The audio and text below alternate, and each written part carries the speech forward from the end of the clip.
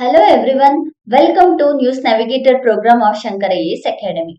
ಇವತ್ತಿನ ವಿಡಿಯೋದಲ್ಲಿ ಜುಲೈ 3ನೇ ತಾರೀಕು ಯಾವ್ದೆಲ್ಲ ಕರೆಂಟ್ ಅಫೇರ್ಸ್ ನ್ಯೂಸ್ ಅಲ್ಲಿ ಇತ್ತು ಅಂತ ನೋಡೋಣ. ಯಾಕೆ ಅಂತ ಹೇಳಿದ್ರೆ ಜುಲೈ 3ನೇ ತಾರೀಕು ವಿಡಿಯೋ ಸ್ಕಿಪ್ ಆಗಿತ್ತು, ಸೊ ಅದನ್ನು ಕೂಡ ನಾವು ಕವರ್ ಮಾಡ್ಕೊಳ್ಳೋಣ. ಸೊ ಯಾವ್ದೆಲ್ಲ ನ್ಯೂಸ್ ಅಲ್ಲಿ ಇತ್ತು ಅಂಡ್ ಜುಲೈ 3ನೇ ತಾರೀಕು ಇದ್ದಂತಹ ಪ್ರತಿಯೊಂದು ಕಾನ್ಸೆಪ್ಟ್ ಕೂಡ ನಮ್ಗೆ ಎಕ್ಸಾಮ್ ಪರ್ಸ್ಪೆಕ್ಟಿವ್ ಆಗಿ ತುಂಬಾನೇ ಇಂಪಾರ್ಟೆಂಟ್ ಆಗುತ್ತೆ. ಹಾಗಾಗಿ ನಮ್ಗೆ each and every concept, each and every subject under ಅಲ್ಲಿ ನೋಟ್ ಮಾಡ್ಕೊಳ್ಳಿ, ಎಕ್ಸಾಂಪಲ್ಸ್ ಆಗಿ ಯೂಸ್ ಮಾಡಬಹುದು. ಸೊ ಯಾವ್ದೆಲ್ಲ ಟಾಪಿಕ್ ಅನ್ನ ನೋಡ್ತೀವಿ ಇವತ್ತು ಅಂತ ಹೇಳಿದ್ರೆ, ಮೊದಲನೇದಾಗಿ ವಿಕ್ರಮ್-1 ಅನ್ನುವಂತಹ ಒಂದು ಪ್ರೈವೇಟ್ ಆರ್ಬಿಟಲ್ ರಾಕೆಟ್ ಬಗ್ಗೆ ನೋಡ್ತೇವೆ. ಅದಾದ ನಂತರ ಈ ಸಾರ್ಸ್ ಅನ್ನುವಂತಹ ಒಂದು ಡಿಜಿಟಲ್ ಸ್ಟೋರ್ ಅಂದ್ರೆ ಸೆಲ್ಫ್ ಹೆಲ್ಪ್ ಗ್ರೂಪ್ ಗೋಸ್ಕರನೇ ಮಾಡಿರುವಂತಹದ್ದನ್ನ ನೋಡ್ತೇವೆ. ನಂತರ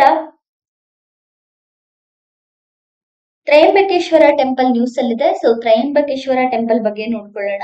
ತ್ರಯಂಬಕೇಶ್ವರ ಟೆಂಪಲ್ ಯಾಕೆ ನ್ಯೂಸ್ ಅಲ್ಲಿದೆ ಅಂದ್ರೆ ಅದ್ರ ಡೀಟೇಲ್ ಏನು ಅಂತ ಹೇಳಿ ನೋಡೋಣ. ನೆಕ್ಸ್ಟ್ ಔಲ್ ದಿವಸ್ ಟ್ರೈಬಲ್ ರೆಸಿಸ್ಟೆನ್ಸ್ ಗೋಸ್ಕರ ಬಂದಂತಹ ಸೆಲೆಬ್ರೇಷನ್, ಸಾಂತಲ ರೆಬಿಲಿಯನ್ ಸೆಲೆಬ್ರೇಷನ್ ಮಾಡ್ತಾ ಇದ್ದಾರೆ, ಅದನ್ನ ನೋಡೋಣ. ನೆಕ್ಸ್ಟ್ ಮಾರ್ಬರ್ಗ್ ವೈರಸ್ ಡಿಸೀಸ್ ಬಗ್ಗೆ ನೋಡೋಣ, ಅದು ಹೇಗೆ ಹರಡುತ್ತೆ ಅಂತ ಹೇಳಿ ನೋಡೋಣ.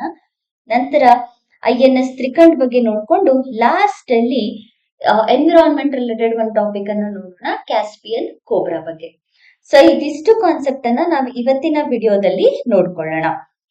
ಸೊ ಹೇಳ್ದಲ್ಲ, ಇವತ್ತು ನೋಡ್ತಿರುವಂತಹ ಪ್ರತಿಯೊಂದು ಕಾನ್ಸೆಪ್ಟ್ ನಮ್ಗೆ ಎಕ್ಸಾಮ್ ಪರ್ಸ್ಪೆಕ್ಟಿವ್ ಆಗಿ ಇಂಪಾರ್ಟೆಂಟ್ ಆಗ್ತಾ ಬರುತ್ತೆ. So first one, Vikram private orbital rocket. ಸೊ ಇದು ಭಾರತದ ಮೊದಲ ಪ್ರೈವೇಟ್ ಆರ್ಬಿಟಲ್ ಕ್ಲಾಸ್ ರಾಕೆಟ್. ಇದನ್ನ ಡೆವಲಪ್ ಮಾಡಿರೋದು ಯಾರು ಅಂತ ಹೇಳಿದ್ರೆ ಸ್ಕೈರೂಟ್ ಏರೋಸ್ಪೇಸ್ ಅವರು ಇದನ್ನ ಡೆವಲಪ್ ಮಾಡಿದ್ದಾರೆ. ಎಕ್ಸಾಮ್ ಅಲ್ಲಿ ಈ ಕಂಪನಿ ಬಗ್ಗೆ ಕೂಡ ಕೇಳ್ತಾರೆ. ಸ್ಕೈರೂಟ್ ಅನ್ನುವಂತಹ ಒಂದು ಕಂಪನಿ ಈ ಒಂದು ಭಾರತದ ಮೊದಲ ಪ್ರೈವೇಟ್ ರಾಕೆಟ್ ಅನ್ನ ಡೆವಲಪ್ ಮಾಡಿದೆ. ಸೊ ಈ ರಾಕೆಟ್ ಬಂದ್ಬಿಟ್ಟು 7 ಸ್ಟೋರಿಯನ್ನ ಹೊಂದಿರುವಂತಹ rocket. So first level, second level, third, fourth, fifth, sixth, seventh, ಈ ರೀತಿ 6 ಸ್ಟೋರಿ ಉದ್ದ ಇರುವಂತಹ rocket. Multi stage orbital launch ಗೋಸ್ಕರ ಇದನ್ನ ತಯಾರಿಸಲಾಗಿದೆ. ಅಂದ್ರೆ ಲೋ ಅರ್ತ್ ಆರ್ಬಿಟ್ ಆಗಿರಬಹುದು, ಸನ್ ಸಿಂಕ್ರೋನಸ್ ಆರ್ಬಿಟ್ ಆಗಿರಬಹುದು, ಹೀಗೆ ಬೇರೆ ಬೇರೆ ಆರ್ಬಿಟ್ ಅಲ್ಲಿ ಇದನ್ನ ಯೂಸ್ ಮಾಡೋ ತರ ಈ ಒಂದು ವಿಕ್ರಮ್-1 ರಾಕೆಟ್ ಅನ್ನ ಡಿಸೈನ್ ಮಾಡಲಾಗಿದೆ. ಇದರಲ್ಲಿ ಒಟ್ಟು 4 ಸ್ಟೇಜ್ ಗಳನ್ನ ನೋಡಬಹುದಾಗತ್ತೆ. ಮೊದಲ 3 ಸ್ಟೇಜ್ಗಳು ಸಾಲಿಡ್ ಫ್ಯೂಯಲ್ ಇಂದ ತುಂಬಿರುತ್ತೆ. ಫಸ್ಟ್ 3 ಸ್ಟೇಜಸ್ ಏನಿದೆ, ಫಸ್ಟ್, ಸೆಕೆಂಡ್ ಅಂಡ್ ಥರ್ಡ್, ಇದು ಸಾಲಿಡ್ ಫ್ಯೂಯಲ್ ಇಂದ ಫಿಲ್ ಆಗಿರುತ್ತೆ. ವಿಚ್ ಪ್ರೊವೈಡ್ ಇನಿಷಿಯಲ್ ಥ್ರಸ್ಟ್ ಅಂದ್ರೆ ಇನಿಷಿಯಲ್ ಪುಷ್ ಅನ್ನು ಕೊಡೋದಕ್ಕೆ ಈ ಫಸ್ಟ್, ಸೆಕೆಂಡ್, ಥರ್ಡ್ ಹೆಲ್ಪ್ ಆಗುತ್ತೆ. 4ನೇದು ಬಂದ್ಬಿಟ್ಟು Raman engine.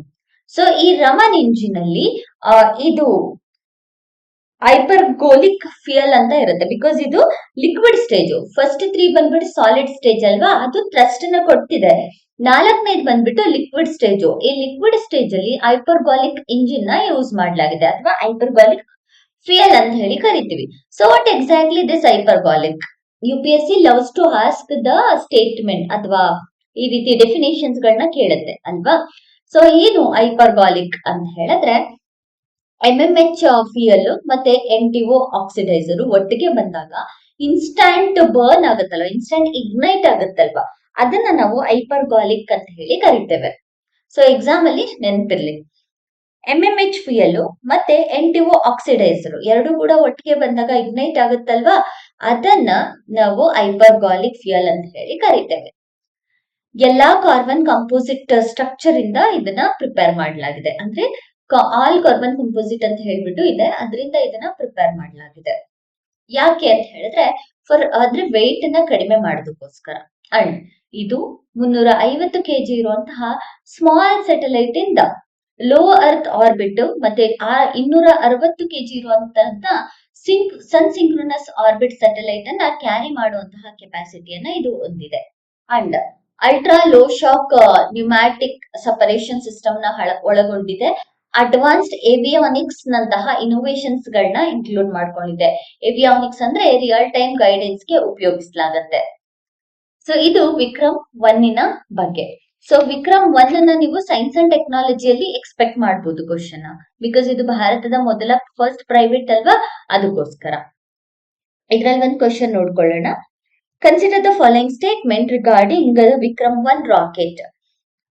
It is India's first privately developed sub orbital rocket. Sub orbital ಅಲ್ಲ, ಎಲ್ಲ ಆರ್ಬಿಟಲ್ ಕೂಡ ಯೂಸ್ ಮಾಡೋ ರೀತಿಯಲ್ಲಿ ಇದನ್ನ ತಯಾರು ಮಾಡಲಾಗಿದೆ. ಕರೆಕ್ಟ್ ಅಲ್ವಾ? ಆರ್ಬಿಟಲ್ ಕ್ಲಾಸ್ ರಾಕೆಟ್ ಇದು, ಸಬ್ ಆರ್ಬಿಟಲ್ ರಾಕೆಟ್ ಅಲ್ಲ.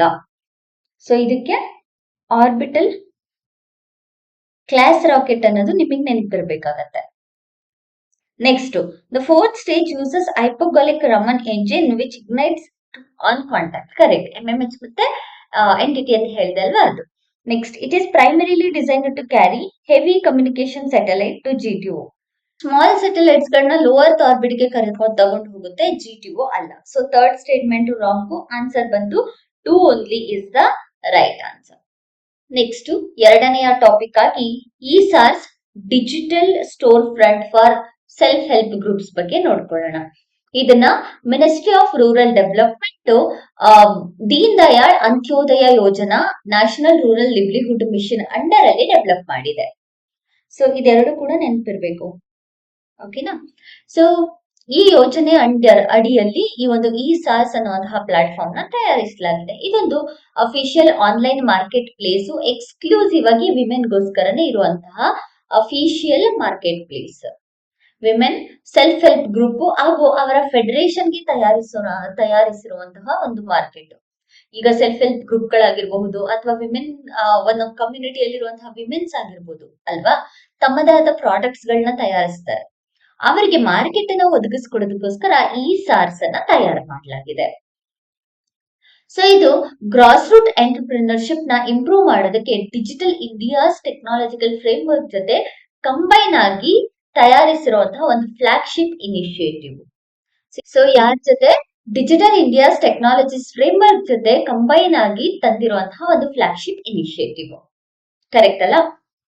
ನೆಕ್ಸ್ಟ್, ಇದು ಮಲ್ಟಿಪಲ್ ಇಂಟರ್ಮಿಡಿಯರೀಸ್ ಅಂದ್ರೆ ಒಂದು ಮಾರ್ಕೆಟ್ ಅಂದ್ರೆ ಮಿಡಲ್ ಮೆನ್ಸ್ ಗಳು ಬರ್ತಾರಲ್ವಾ, ಅದನ್ನ ಕಂಟ್ರೋಲ್ ಮಾಡಿ ವಿಮೆನ್ಸ್ ಗೆ ಒಂದು ಓಪನ್ ಮಾರ್ಕೆಟ್ ಅನ್ನ ಪ್ರೊವೈಡ್ ಮಾಡ್ತಿದೆ. Open network for digital commerce ಅನ್ನ ಯೂಸ್ ಮಾಡಲಾಗಿದೆ. ಜೊತೆಗೆ ಉಮಾಂಗ್ ಪ್ಲಾಟ್ಫಾರ್ಮ್ ಜೊತೆಗೆ ಇಂಟಿಗ್ರೇಟ್ ನ ಮಾಡಲಾಗಿದೆ. ಇನ್ಸ್ಟಿಟ್ಯೂಷನ್ಸ್, ಕಾರ್ಪೊರೇಟ್ಸ್, ಬೈಯರ್ಸ್ ಗೋಸ್ಕರ ಮಿನಿಸ್ಟ್ರಿ ಒಂದು ಪ್ರೀಮಿಯಂ ಪ್ಲಾಟ್ಫಾರ್ಮ್ ನ ಕ್ರಿಯೇಟ್ ಮಾಡಿದೆ. ಅದು ಬಂದ್ಬಿಟ್ಟು ಸರಾಸ್ ಶಕ್ತಿ ಕಲೆಕ್ಷನ್ ಅಂತ ಹೇಳ್ಬಿಟ್ಟು. ಸೊ ಇದು ಬೈಯರ್ಸ್ ಗೆ ಯೂಸ್ ಆಗೋ ತರ ಮಾಡಿರೋದು. ಅಂದ್ರೆ ಯಾವುದೇ ಮಿಡಲ್ ಮ್ಯಾನ್ ಇಲ್ದಲೆ ಬೈಯರ್ಸ್ ಗಳು ಡೈರೆಕ್ಟ್ ಆಗಿ ಪ್ರೊಡ್ಯೂಸರ್ಸ್ ಜೊತೆ ಕಾಂಟ್ಯಾಕ್ಟ್ ಮಾಡ್ಬಿಟ್ಟು ಅವ್ರಿಗೆ ಏನ್ ಬೇಕೋ ಅದನ್ನ ಪರ್ಚೇಸ್ ಮಾಡಬಹುದು. ಆ ರೀತಿಯಲ್ಲಿ ತಯಾರನ್ನ ಮಾಡಲಾಗಿದೆ. ಸೊ ಇದರಿಂದ ವಿಮೆನ್ ಎಂಪವರ್ಮೆಂಟ್ ನ ಅಚೀವ್ ಮಾಡೋದಕ್ಕೆ ಗ್ರಾಸ್ ರೂಟ್ ಲೆವೆಲ್ ಅಲ್ಲಿ ಹೆಲ್ಪ್ ಆಗತ್ತೆ. ಹಾಗೆಯೇ ಎಂಪ್ಲಾಯ್ಮೆಂಟ್ ಜನರೇಷನ್ ಕೂಡ ಹೆಲ್ಪ್ ಆಗುತ್ತೆ ಅಂತ ಹೇಳಲಾಗತ್ತೆ. ನೆಕ್ಸ್ಟ್, ಇದರ ಬಗ್ಗೆ ಒಂದು MCQ ಅನ್ನ ನೋಡೋಣ. Which ministry is responsible for the E-SARS digital platform? Ministry of rural development. ಈ ಒಂದು ಪರ್ಟಿಕ್ಯುಲರ್ ಕಾನ್ಸೆಪ್ಟ್ ಅನ್ನ ವಿಮೆನ್ ಎಂಪವರ್ಮೆಂಟ್ ಅಡಿಯಲ್ಲಾದ್ರೂ ಯೂಸ್ ಮಾಡಬಹುದು, ಸೊಸೈಟಿಯಲ್ಲಾದ್ರೂ ಯೂಸ್ ಮಾಡಬಹುದು, ಅಥವಾ ಪಾಲಿಟಿಯಲ್ಲಿ GS2 ಅಂಡರ್ ಅಲ್ಲೂ ಯೂಸ್ ಮಾಡಬಹುದು, ಮತ್ತೆ ಎಕಾನಮಿ ಅಂಡರ್ ಅಲ್ಲಿ ಕೂಡ ಎಕ್ಸಾಂಪಲ್ ಆಗಿ ಯೂಸ್ ಮಾಡಬಹುದಾಗುತ್ತೆ. Trimbakeshwar architecture and history. ಯಾಕೆ ತ್ರಯಂಬಕೇಶ್ವರ ನ್ಯೂಸ್ ಅಲ್ಲಿದೆ ಅಂತ ಹೇಳಿದ್ರೆ, 12 ಜ್ಯೋತಿರ್ಲಿಂಗಗಳಲ್ಲಿ ಮಹಾರಾಷ್ಟ್ರದಲ್ಲಿ ಇರುವಂತಹ ಒನ್ ಆಫ್ ದ ಜ್ಯೋತಿರ್ಲಿಂಗ ಬಂದು ತ್ರಯಂಬಕೇಶ್ವರ. ಇದರಲ್ಲಿ ಅಮೃತ ಕುಂಡದಿಂದ ತ್ರಯಂಬಕೇಶ್ವರ ಟೆಂಪಲ್ ಅಲ್ಲಿ ಒಂದು ಯುನಿಕ್ ಆಗಿರುವಂತಹ ಶಿವಲಿಂಗ ನ ಡಿಸ್ಕವರ್ ಮಾಡಲಾಗಿದೆ. ಕರೆಕ್ಟ್ ಅಲ್ಲ? ಸೊ ಅದಕ್ಕೋಸ್ಕರ ತ್ರ್ಯಂಬಕೇಶ್ವರ ನ್ಯೂಸ್ ಅಲ್ಲಿದೆ. ಸೊ ಅಲ್ಲಿ ಹೊಸದಾದ ಲಿಂಗ ಡಿಸ್ಕವರ್ ಮಾಡಿದ್ದಾರೆ, ಅದು ನಮಗೆ ಎಕ್ಸಾಮ್ ಪರ್ಸ್ಪೆಕ್ಟಿವ್ ಆಗಿ ಬೇಕಾಗಿಲ್ಲ. ತ್ರಯಂಬಕೇಶ್ವರ ಎಲ್ಲಿರೋದು? ಮಹಾರಾಷ್ಟ್ರದ ನಾಸಿಕ್ ನಲ್ಲಿ ತ್ರಯಂಬಕೇಶ್ವರ ಇರೋದು. ಕರೆಕ್ಟ್ ಅಲ್ವಾ? ಅಂಡ್ ಇದರ ಆರ್ಕಿಟೆಕ್ಚರ್ ಇಂಪಾರ್ಟೆಂಟ್ ಎಕ್ಸಾಮ್ ಪರ್ಸ್ಪೆಕ್ಟಿವ್ ಆಗಿ, ಮತ್ತೆ ಈ ಜ್ಯೋತಿರ್ಲಿಂಗಕ್ಕೆ ಸೇರಿರೋದ್ರಿಂದ ರಿಲಿಜಿಯಸ್ ಪರ್ಸ್ಪೆಕ್ಟಿವ್ ಆಗು ನಮ್ಗೆ ಎಕ್ಸಾಮ್ ಪರ್ಸ್ಪೆಕ್ಟಿವ್ ಆಗಿ ಇಂಪಾರ್ಟೆಂಟ್ ಆಗುತ್ತೆ. ಇದರ ದಡದಲ್ಲಿ ಅಂದ್ರೆ ಈ ಒಂದು ದೇವಸ್ಥಾನ ಇರುವಂತಹ ಜಾಗ ಗೋದಾವರಿ ನದಿ ಫ್ಲೋ ಆಗುವಂತಹ ಬ್ರಹ್ಮಗಿರಿ ಮೌಂಟೇನ್ ಬಳಿ ಇದೆ. ಗೋದಾವರಿ ರಿವರ್ ಎಲ್ಲಿಂದ ಜನರೇಟ್ ಆಗುತ್ತೆ? ಆರಿಜಿನ್ ಪ್ಲೇಸ್ ಯಾವುದು? ಗೋದಾವರಿ ರಿವರ್ದು ಆರಿಜಿನ್ ಪ್ಲೇಸ್ ಬಂದ್ಬಿಟ್ಟು ಬ್ರಹ್ಮಗಿರಿ ಬೆಟ್ಟ. ಕರೆಕ್ಟ್ ಅಲ್ವಾ? ಸೊ ಅಲ್ಲಿರೋದೇ ತ್ರಯಂಬಕೇಶ್ವರ. ನೆಕ್ಸ್ಟ್, ಇದನ್ನ ಶಿವಪುರಾಣ ಆಗಿರಬಹುದು, ಸ್ಕಂದ ಪುರಾಣ ಆಗಿರಬಹುದು, ಪದ್ಮ ಪುರಾಣ, ಈ ರೀತಿಯಾದಂತಹ ಕೆಲವೊಂದು ಪುರಾಣಗಳಲ್ಲಿ ಮೆನ್ಷನ್ ಮಾಡಲಾಗಿದೆ. ಯಾಕಂದ್ರೆ ನಮ್ಗೆ ಲಿಟ್ರೇಚರ್ ಬಗ್ಗೆ ಕೂಡ ಎಕ್ಸಾಮ್ ಅಲ್ಲಿ ಕೇಳ್ತಾರೆ ಅಲ್ವಾ, ಅದಕ್ಕೋಸ್ಕರ ಶಿವಪುರಾಣ, ಸ್ಕಂದ ಪುರಾಣ ಮತ್ತೆ ಪದ್ಮ ಪುರಾಣ ನೆನಪಿರ್ಬೇಕಾಗತ್ತೆ. ಶಿವಪುರಾಣ, ಸ್ಕಂದ ಪುರಾಣ ನೆನಪಿರುತ್ತೆ, ಅದ್ರ ಜೊತೆಗೆ ಪದ್ಮ ಪುರಾಣ ಕೂಡ ನೆನಪಲ್ಲಿಟ್ಕೊಳ್ಳಿ. ನೆಕ್ಸ್ಟ್ ಇದನ್ನ ಆ ಹಿಮತ್ ಪಂಥಿ ಸ್ಟೈಲ್ ಅಲ್ಲಿ ಕಟ್ಟಲಾಗಿದೆ. ಏನಿದು ಹೆಮತ್ ಪಂಥಿ ಸ್ಟೈಲ್ ಅಲ್ಲಿ ಇದನ್ನ ಕಟ್ಟಲಾಗಿದೆ. ಏನು ಹೆಮತ್ ಪಂಥಿ ಆರ್ಕಿಟೆಕ್ಚರ್ ಅಂತ ಹೇಳಿದ್ರೆ, ಇಲ್ಲಿ ಸಿಮಿಟ್ರಿಕ್ ಆಗಿರುವಂತಹ ಒಂದು ಸ್ಟ್ರಕ್ಚರ್ ಅನ್ನು ನೋಡಬಹುದಾಗತ್ತೆ. ಜೊತೆಗೆ ಇಲ್ಲಿ ಮೋಟಾರ್ ಕೂಡ ಇರೋದಿಲ್ಲ, ಅದು ಕಟ್ಟಿಸುವಾಗ ಮೋಟಾರ್ ಯೂಸ್ ಮಾಡಿಲ್ಲ, ಅದಕ್ಕೆ ಇದನ್ನ ಹೆಮತ್ ಪಂಥಿ ಟೆಂಪಲ್ ಅಂತ ಹೇಳಿ ಕರಿತೀವಿ. ಈಗ ಮಿನಿಮಲ್ ಪೋರ್ಟಲ್ ಅನ್ನ ಯೂಸ್ ಮಾಡಲಾಗಿದೆ, ಜೊತೆಗೆ ಬಸಾಲ್ಟಿಕ್ ರಾಕ್ ಅನ್ನ ಯೂಸ್ ಮಾಡ್ಬಿಟ್ಟು ಇದನ್ನ ಕಟ್ಟಲಾಗಿದೆ. ಇದು ಹಾಗೇನೆ ಕಟ್ಟಿ ಸ್ಟ್ರೆಂತ್ ಅನ್ನ ಕೊಟ್ಟಿರುವಂತಹ ದೇವಸ್ಥಾನ. ಸೊ ಇದನ್ನ ನಾವು ಹೆಮತ್ ಪಂಥಿ ಆರ್ಕಿಟೆಕ್ಚರ್ ಅಂತ ಹೇಳಿ ಕರಿತೀವಿ. ಸೊ ಇದನ್ನ ಕರೆಕ್ಟ್ ಆಗಿ ಇರುವಂತಹ ದೇವಸ್ಥಾನವನ್ನ ಪೇಶ್ವಾ ಬಾಲಾಜಿ ಬಾಜಿರಾವ್ ಅವರು 18ನೇ ಶತಮಾನದಲ್ಲಿ ಕಟ್ಟಿಸಿದ್ದಾರೆ ಅಂತ ಹೇಳಲಾಗಿದೆ. ಈಗ ಇದರ ಮೇಲೆ ಒಂದು ಕ್ವಶನ್ ನೋಡೋಣ. Hemad panthi style of architecture is best known for extensive use of red sandstone and marble wrong building without the use of mortar, ಇದು ಕೂಡ correct. Next fusion of Indo Islamic ಅಲ್ಲ, use of burn brick wood ಅದು ಕೂಡ ಅಲ್ಲ. So answer ಬಂದು B is the right answer. Next topic ಬಂದ್ಬಿಟ್ಟು 4ನೇದು ಹುಲ್ ದಿವಸ್. ಸಾಂತಾಲ ರೆವಲ್ಯೂಷನ್ ಅಥವಾ ಸಾಂತಾಲ ರೆಬಿಲಿಯನ್ಸ್ ಏನಿತ್ತಲ್ಲ, ಸೊ ಅದರ ನೆನಪಿಗೋಸ್ಕರ ಜಾರ್ಖಂಡ್ ಅಲ್ಲಿ ಔಲ್ ದಿವಸ್ ಅನ್ನ ಸೆಲೆಬ್ರೇಟ್ ಮಾಡಲಾಗ್ತಿದೆ. ಸೊ ಇದು ಎವ್ರಿ ಇಯರ್ ಜೂನ್ 30ನೇ ತಾರೀಕು ಬ್ರಿಟಿಷರ ವಿರುದ್ಧ ಹೋರಾಡಿದಂತಹ ಸಂಥಾಲ ರೆಬಿಲಿಯನ್ಸ್ ನ 1855ರಲ್ಲಿ ಭಾರತದ ಮೊದಲ, ಅಂದ್ರೆ ಇದು ಕೂಡ ಒನ್ ಆಫ್ ದ ರೆಬಿಲಿಯನ್ಸ್ ಅಂತಾನೆ ಹೇಳ್ಬೋದಾಗುತ್ತೆ, ಕರೆಕ್ಟ್ ಅಲ್ವಾ? ಅದರ ಕಮಮರೇಟ್ಗೋಸ್ಕರ ಜೂನ್ 30ನೇ ತಾರೀಕು ಔಲ್ ದಿವಸ್ ಅನ್ನ ಸೆಲೆಬ್ರೇಟ್ ಮಾಡಲಾಗ್ತಿದೆ. ಸಾಂತಾಲಿ ಲ್ಯಾಂಗ್ವೇಜ್ ಅಲ್ಲಿ ಔಲ್ ಅಂತ ಹೇಳಿದ್ರೆ ರೆವಲ್ಯೂಷನ್ ಅಂತನಾದ್ರೂ ಕರೀತಾರೆ, ಅಥವಾ ಅಪ್ರೈಸಿಂಗ್ ಅಂತ ಕೂಡ ಕರೀತಾರೆ. ಸಾಂತಾಲಿ ಲ್ಯಾಂಗ್ವೇಜ್ ಅಲ್ಲಿ, ಲ್ಯಾಂಗ್ವೇಜ್ ನೆನಪಿರಲಿ, ಓಕೆನಾ? ಜೊತೆಗೆ ಇದನ್ನ ರೆಸಿಸ್ಟೆನ್ಸ್ ಅಂತ ಕೂಡ ಕರೆಯಲಾಗತ್ತೆ. ಸೊ ಆಲ್ ಅಂತ ಹೇಳಿದ್ರೆ ಏನು ಅಂತ ನಮಗ ಅರ್ಥ ಆಯ್ತು. ನೆಕ್ಸ್ಟ್ ಸಾಂತಾಲಿ ರೆಬಿಲಿಯನ್ ಬಗ್ಗೆ ತಿಳ್ಕೊಳ್ಳೋಣ. ಸಾಂತಾಲಿ ರೆಬಿಲಿಯನ್ಸ್ ಬಂದ್ಬಿಟ್ಟು ಬ್ರಿಟಿಷ್ ಕೊಲೋನಿಯಲ್ ಎರಾ ಟೈಮ್ ಇತ್ತಲ್ಲ, ಆ ಟೈಮ್ ಅಲ್ಲಿ ಅವರ ಆಳ್ವಿಕೆಯ ವಿರುದ್ಧವಾಗಿ ಹೋದಂತಹ ಒಂದು ಜನಾಂಗ ಇವು ಸಾಂತಾಲ ರೆಬಿಲಿಯನ್ಸ್. ಸೊ ಇದನ್ನ ನಾನು ಅವಾಗ್ಲೇನೆ ಹೇಳ್ದಂಗೆ one of the tribal uprising group ಅಂತ ಹೇಳಿ ಕರಿಬಹುದು. ಸೊ ಲೀಡರ್ಸ್ ಲೈಕ್ ಸಿಧೋ ಮುರ್ಮು ಆಗಿರಬಹುದು, ಕನ್ನು ಮುರ್ಮು ಆಗಿರಬಹುದು, ಈವನ್ ಲೇಡೀಸ್ ಆಗಿರುವಂತಹ ಫೌಲ್ ಮುರ್ಮು ಮತ್ತೆ ಜಾನೋ ಮುರ್ಮು, ಹೀಗೆ ಬೇರೆ ಬೇರೆ ಲೀಡರ್ಸ್ ಗಳನ್ನ ನಾವು ಈ ಒಂದು ಸಾಂತಾಲ ರೆಬಿಲಿಯನ್ಸ್ ಅಲ್ಲಿ ಕಾಣಬಹುದಾಗುತ್ತೆ. ಇದರ ಪಾರ್ಟ್ ಅಲ್ಲಿ ನಾವು ಕಾಣಬಹುದಾಗುತ್ತೆ. 1876ರಲ್ಲಿ ಸಾಂತಾಲ ಪ್ರಗಾಣ ಟೆನೆನ್ಸಿ ಆಕ್ಟ್ ಅನ್ನ ಬ್ರಿಟಿಷ್ ಗವರ್ಮೆಂಟ್ ರಿಲೀಸ್ ಮಾಡುತ್ತೆ. ಈ ಒಂದು ರೆಬಿಲಿಯನ್ ಏನಾಯ್ತಲ್ಲ ಅದರ ರಿಸಲ್ಟ್ ಆಗಿ ಏನು ಅಂತ ಹೇಳಿದ್ರೆ, ಇವರ ಜಾಗಗಳೇನಿದೆ, ಈ ಆದಿವಾಸಿಗಳ ಜಾಗಗಳೇನಿದೆ, ಬರೀ ಇವ್ರದಷ್ಟೇ ಅಲ್ಲ, ಭಾರತದಲ್ಲಿ ಇರುವಂತಹ ಆದಿವಾಸಿಗಳೇನಿದ್ದಾರೆ ಅವರನ್ನ, ಸಾಂತಾಲ ರೆಬಿಲಿಯನ್ಸ್ ಆದಿವಾಸಿಗಳಲ್ವಾ, ಆ ಆದಿವಾಸಿಗಳ ಜಾಗವನ್ನ ಆದಿವಾಸಿಗಳನ್ನ ಬಿಟ್ಟು ಬೇರೆಯವರಿಗೆ ಕೊಡೋದನ್ನ ಪ್ರಾಹಿಬಿಟ್ ಮಾಡುತ್ತೆ ಈ ಒಂದು 1873ರ ಸಾಂತಾಲ ಪರಂಗಣ ಟೆನೆನ್ಸಿ ಆಕ್ಟ್ ನ ಅಂಡರ್ ಅಲ್ಲಿ. ಸೊ ಇದಿಷ್ಟು ನಮ್ಗೆ ಎಕ್ಸಾಮ್ ಪರ್ಸ್ಪೆಕ್ಟಿವ್ ಆಗಿ ಬೇಕಾಗಿರೋದು. Next, Hul Diwas commemorates which historical event? Birsa Munda Hulgul ಅಲ್ಲ, ಇಂಡಿಗೋ ರೆವಲ್ಟ್ ಅಲ್ಲ, ಸಾಂತಾಲ ರೆಬಿಲಿಯನ್ ಹೌದು, ಪೈಕಾ ರೆಬಿಲಿಯನ್ ಕೂಡ ಅಲ್ಲ. ಸೊ ಆನ್ಸರ್ ಬಂದು ಸಿ, ಸಾಂತಾಲ ರೆಬಿಲಿಯನ್ ಕರೆಕ್ಟ್ ಆದಂತಹ ಉತ್ತರ ಆಗತ್ತೆ. ನೆಕ್ಸ್ಟ್ 5ನೆಯ ಟಾಪಿಕ್ ಬಂದ್ಬಿಟ್ಟು ಮಾರ್ಬರ್ಗ್ ವೈರಸ್ ಡಿಸೀಸ್ ನ ಬಗ್ಗೆ ನೋಡ್ಕೊಳ್ಳೋಣ. ಸೊ ಯಾಕೆ ಮಾರ್ಬರ್ಗ್ ವೈರಸ್ ಡಿಸೀಸ್ ನ್ಯೂಸ್ ಅಲ್ಲಿದೆ? ಸೊ ಯಾಕೆ ನ್ಯೂಸ್ ಅಲ್ಲಿದೆ ಅಂತ ಹೇಳಿದ್ರೆ, ಉಗಾಂಡಾದಲ್ಲಿ World Health Organization Marburg virus disease ಅನ್ನ ಕನ್ಫರ್ಮ್ ಮಾಡಲಾಗಿದೆ, ಅದಕ್ಕೆ ನ್ಯೂಸ್ ಅಲ್ಲಿದೆ. ಸೊ ಇದೊಂದು ವೈರಸ್ ಅಂತ ನೇಮ್ ಇರೋದ್ರಿಂದನೇ ಗೊತ್ತಾಗ್ತಿದೆ, ಕರೆಕ್ಟ್ ಅಲ್ವಾ? ವೈರಲ್ ಡಿಸೀಸ್ ಝೊನಾಟಿಕ್ ವೈರಸ್ ಇಂದ ಹರಡುತ್ತೆ. Zoonotic virus which belongs to filoviridae family. Filoviridae ಅನ್ನುವಂತಹ ಫ್ಯಾಮಿಲಿಗೆ ಸೇರಿರುವಂತಹ ಒಂದು ವೈರಸ್ ಝೊನಾಟಿಕ್ ವೈರಸ್. ಈ ಝೊನಾಟಿಕ್ ವೈರಸ್ ಇಂದ ಈ ಒಂದು ಮಾರ್ಬರ್ಗ್ ವೈರಸ್ ಸ್ಪ್ರೆಡ್ ಆಗತ್ತೆ. ಯೂಶಲಿ ಹ್ಯೂಮನ್ ಹಾಗೂ ನಾನ್ ಹ್ಯೂಮನ್ ಅಂದ್ರೆ ಪ್ರಾಣಿಗಳಲ್ಲೂ ಕೂಡ ಇದು ಸ್ಪ್ರೆಡ್ ಆಗುತ್ತೆ. ಚಿಂಪಾಂಜಿ ಆಗಿರ್ಬೋದು, ಮಂಕಿ, ಗೊರಿಲ್ಲಾ ಈ ರೀತಿಯಾದಂತಹ ಪ್ರಾಣಿಗಳಲ್ಲಿ ಕೂಡ ನಾವು ಈ ಒಂದು ಮಾರ್ಬರ್ಗ್ ವೈರಸ್ ಡಿಸೀಸ್ ಅನ್ನ ನೋಡಬಹುದಾಗತ್ತೆ. ಯಾಕಂದ್ರೆ ಇವೆಲ್ಲ ಪ್ರೈಮೇಟ್ಸ್ ಅಲ್ವಾ, ಹಾಗಾಗಿ ಈ ಸ್ಪೀಸೀಸ್ ಅಲ್ಲೂ ಕೂಡ ನೋಡಬಹುದು. 1867ರಲ್ಲಿ 1867ರಲ್ಲಿ ಜರ್ಮನ್ ಅಲ್ಲಿ ಮೊದಲ ಬಾರಿಯಲ್ಲಿ ಮಾರ್ಬರ್ಗ್ ವೈರಸ್ ಡಿಸೀಸ್ ಅನ್ನ ನೋಟಿಸ್ ಮಾಡಲಾಗುತ್ತೆ. ಸೊ ಮೋಸ್ಟ್ ಕಾಮನ್ ಆಗಿ ಯೂಶಲಿ ಸಬ್ ಸಹಾರನ್ ಆಫ್ರಿಕನ್ ರೀಜನ್ಸ್ ಅಲ್ಲಿ ಹೆಚ್ಚಾಗಿ ನಾವು ಈ ಒಂದು ಮಾರ್ಬರ್ಗ್ ವೈರಸ್ ಡಿಸೀಸ್ ಅನ್ನ ನೋಡ್ತಿದೀವಿ. ಯೂಶಲಿ ಈಜಿಪ್ಟಿಯನ್ ಫ್ರೂಟ್ ಬ್ಯಾಟ್ ಅಂತ ಏನ್ ಕರಿತೀವಲ್ವಾ, ಈ ಬ್ಯಾಟ್ ಇಂದ ಸ್ಪ್ರೆಡ್ ಆಗ್ತಾ ಇದೆ ನ್ಯಾಚುರಲಿ. ಮಾರ್ಬರ್ಗ್ ವೈರಸ್ ಅನ್ನ ಕ್ಯಾರಿ ಮಾಡುತ್ತೆ. ಯಾರು ಬ್ಯಾಟಿನ ಜೊತೆ ಈ ಒಂದು ಈಜಿಪ್ಟಿಯನ್ ಫ್ರೂಟ್ ಬ್ಯಾಟ್ ಏನಿದೆ ಅಲ್ಲ ಅದ್ರ ಜೊತೆ ಕಾಂಟ್ಯಾಕ್ಟ್ ಅನ್ನ ಹೊಂದುತ್ತಾರೆ, ಅವರಿಗೆ ಈಸಿಯಾಗಿ ಮಾರ್ಬರ್ಗ್ ವೈರಸ್ ಡಿಸೀಸು ಅಟ್ಯಾಕ್ ಆಗುತ್ತೆ.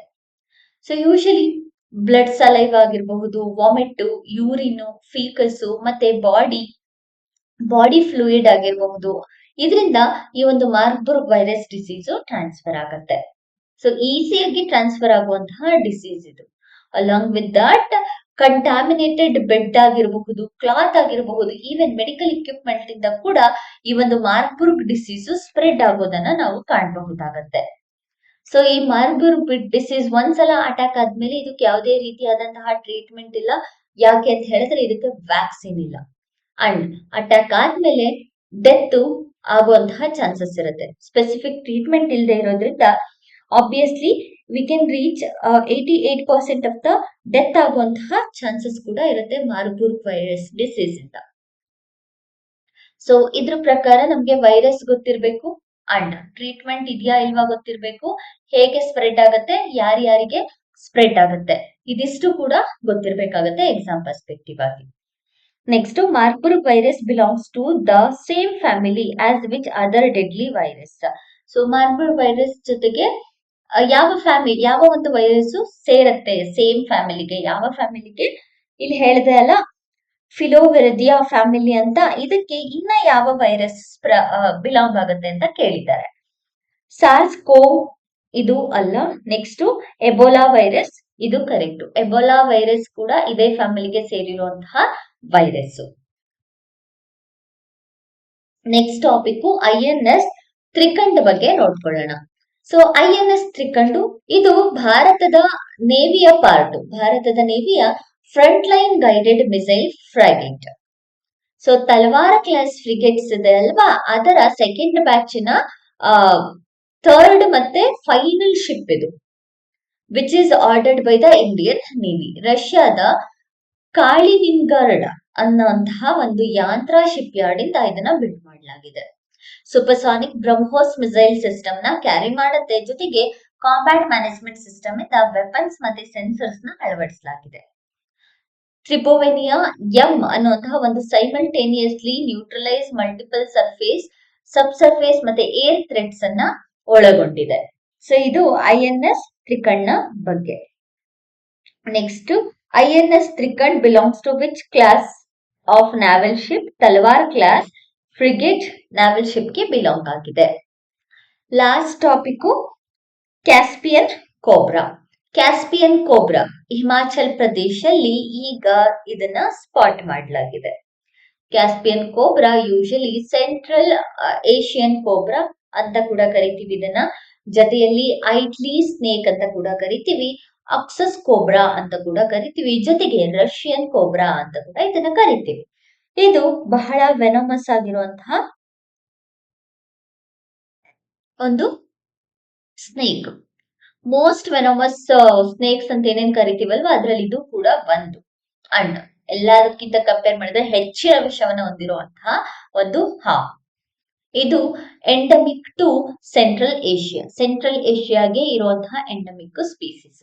ಎಲ್ಲೆಲ್ಲಿ ಸಿಗುತ್ತೆ, ನಾವ್ ಎಲ್ಲೆಲ್ಲಿ ಕಾಣಬಹುದು ಅಂತ ಹೇಳಿದ್ರೆ Turkmenistan, Uzbekistan, Kyrgyzstan, Tajikistan, Afghanistan, Iran, Pakistan, ಹಾಗೆ ಭಾರತದಲ್ಲೂ ಕೂಡ ನಾವು ನೋಡ್ತೀವಿ. ಭಾರತದಲ್ಲಿ ಹಿಮಾಲಯನ್ ರೀಜನ್ಸ್ ಮತ್ತೆ ಹಿಮಾಚಲ್ ಪ್ರದೇಶಲ್ಲಿ ನಾವು ಈ ಒಂದು ಕ್ಯಾಸ್ಪಿಯನ್ ಕೋಬ್ರಾವನ್ನ ನೋಡಬಹುದಾಗುತ್ತೆ. IUCN ಅಲ್ಲಿ ನಿಯರ್ ಥ್ರೆಟೆಂಡ್ ಅಲ್ಲಿ ಇಟ್ಬಿಟ್ಟು ಪ್ರೊಟೆಕ್ಷನ್ ನ ಮಾಡಬಹುದಾಗುತ್ತೆ. ಜೊತೆಗೆ ಇದು ಯೂಶಲಿ 1 ರಿಂದ 1.2 ಮೀಟರ್ ಉದ್ದ ಇರುತ್ತೆ ಅಂಡ್ ಸ್ಲೈಟ್ ಆಗಿ ಬೇರೆ ಹಾವುಗಳಿಗೆ ಅಂದ್ರೆ ಇಂಡಿಯನ್ ಕೋಬ್ರಾಗೆ ಕಂಪೇರ್ ಮಾಡಿದ್ರೆ ಅದಕ್ಕಿಂತ ಚೂರು ಕಡಿಮೆ ಇರುತ್ತೆ. ಸೊ ತುಂಬಾನೇ ವೆನಮಸ್ ಸ್ನೇಕು ಈಗ ಹಿಮಾಚಲ್ ಪ್ರದೇಶಲ್ಲಿ ಇದನ್ನ ನೋಡ್ಲಾಗಿದೆ. ಯೂಶಲಿ ಇದರ ಹ್ಯಾಬಿಟಾಟ್ ಬಂದ್ಬಿಟ್ಟು ಅರೈಡ್ ಮತ್ತೆ ಸೆಮಿ ಅರೈಡ್ ರೀಜನ್ ಅಲ್ಲಿ ಇರುತ್ತೆ. ರಾಕಿ ಹಿಲ್ ಸೈಡ್ ಮತ್ತೆ ಸ್ಕ್ರಬ್ ಪ್ಲಾಂಟ್ಸ್ ಅಲ್ಲಿ ಇದನ್ನ ಕಾಣಬಹುದಾಗುತ್ತೆ. Next, consider the following statement about Caspian cobra. It is scientifically known Naja oxiana. Correct. ಇದು ಇಲ್ಲಿ ನೋಡಬಹುದು ಸ್ಲೈಡ್ಸ್ ಅಲ್ಲಿ ನಜಾ ಆಕ್ಸಿನಾ ಅಂತ ಹೇಳಿ ಕರೀತಾರೆ, ಅದಕ್ಕೋಸ್ಕರ ಆಕ್ಸಸ್ ಕೋಬ್ರಾ ಅಂತ ಕೂಡ ಹೇಳಲಾಗುತ್ತೆ. Next, it is primarily found in the tropical rain forest of the western Ghats. ಅಲ್ಲ, ಹಿಮಾಲಯನ್ ರೀಜನ್ ಕಡೆ ಸಿಗುತ್ತಲ್ವಾ ಇದು, ಸೆಂಟ್ರಲ್ ಏಷ್ಯಾಗೆ ಸೆಂಟ್ರಲ್ ಏಷ್ಯಾದಲ್ಲಿ ಇರುವಂತಹ ಸ್ಪೀಸೀಸ್. ಸೊ ಆನ್ಸರ್ ಬಂದು 1 only is the right answer for this particular concept. So ಇದಿಷ್ಟು ಜುಲೈ 3ನೇ ತಾರೀಕು ಕೇಳಿದಂತಹ ಕಾನ್ಸೆಪ್ಟ್. ನಾಳೆಯ ವಿಡಿಯೋದಲ್ಲಿ ಶನಿವಾರ, ಭಾನುವಾರ ಮತ್ತೆ ಸೋಮವಾರ ಯಾವ್ದೆಲ್ಲ ಇಂಪಾರ್ಟೆಂಟ್ ಕರೆಂಟ್ ಅಫೇರ್ಸ್ ನ್ಯೂಸ್ ಅಲ್ಲಿ ಇತ್ತು ಅಂತ ಹೇಳಿ ನೋಡ್ಕೊಳ್ಳೋಣ. ಇನ್ನು ಮುಂದೆ ಸಬ್ಜೆಕ್ಟ್ ವೈಸ್ ಡಿವೈಡ್ ಮಾಡ್ಬಿಟ್ಟು ನೋಡ್ಕೊಳ್ತಾ ಹೋಗೋಣ. ಸೊ ದಟ್ ನಿಮ್ಗೆ ಮೇನ್ಸ್ ಆನ್ಸರ್ ರೈಟಿಂಗ್ ಹೆಲ್ಪ್ ಆಗುತ್ತೆ, ಜೊತೆಗೆ ಪ್ರಿಲಿಮ್ಸ್ ಅಲ್ಲಿ ಕೂಡ ಕೇಳಿದಾಗ ಆನ್ಸರ್ ಮಾಡ್ಲಿಕ್ಕೆ ಈಸಿ ಆಗುತ್ತೆ.